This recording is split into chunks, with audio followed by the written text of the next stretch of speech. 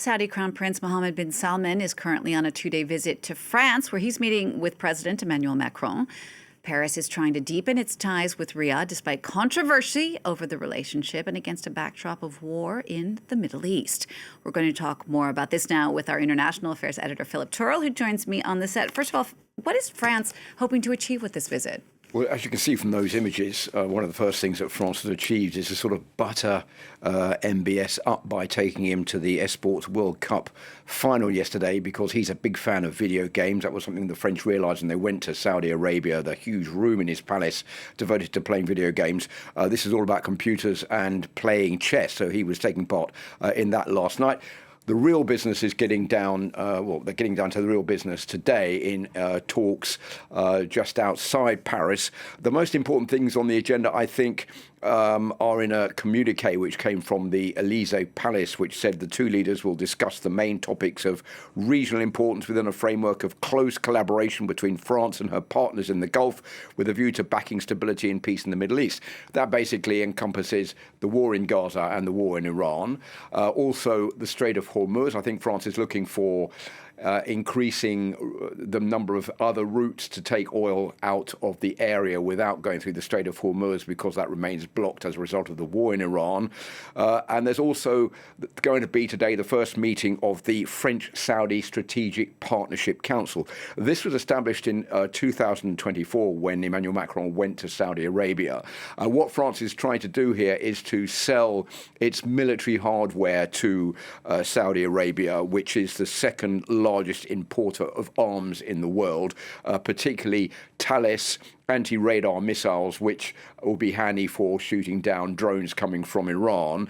Also, Rafale fighter jets. There's no firm order for this yet, but the French are hoping to pull that off. And the other one is for Airbus to deliver 120 helicopters. That has already been signed and will be delivered to Saudi Arabia. I think the French also realize that Saudi Arabia is too big to be ignored in the region. It's a huge regional player, and it's also the largest exporter of oil. That's why Emmanuel Macron has been trying to remain an ally of Saudi Arabia, despite all this criticism about its human rights record. He was one of the first Western leaders to invite Mohammed bin Salman to France back in 2021.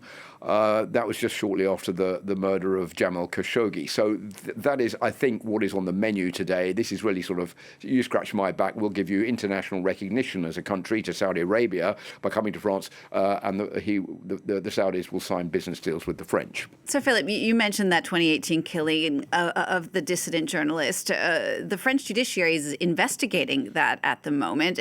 What kind of effect might that investigation have on these French plans for better ties? Any? Well, Jamal Khashoggi has been like a fly in the ointment for Saudi Arabia since this happened. It was 8 years ago in 2018, just to recap on that. He was a journalist. He wrote for the Washington Post. He was very critical about the regime in Saudi Arabia, the royal family. And he was murdered in the Saudi consulate in Istanbul in October 2018. His body was then dismembered and disappeared. And many people point the finger at Mohammed bin Salman as the person who gave the order for that to take place. Of course, this is something that he's always denied, saying it was rogue operatives, he called them, who were responsible for that killing. But this has overshadowed the image of Saudi Arabia, making it into a pariah, which I think nowadays, because it's 8 years after, France has been rolling out the red carpet for him. They're trying to sort of do away with that, even though there is pressure from Reporters Without Borders saying that Mohammed bin Salman should be brought to book for this. He should be made to pay for ordering this killing.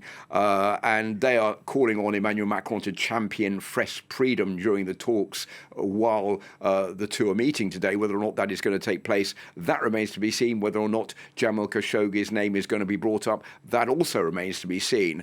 But I think if push comes to shove, France and Saudi Arabia really do need each other too much. We're right in the middle of this war from the United States. Saudi Arabia doesn't see the United States as that firm ally that it used to be. It sees it as much more erratic since Donald Trump came to power last year. And as I said before, Saudi Arabia is looking for increased international recognition.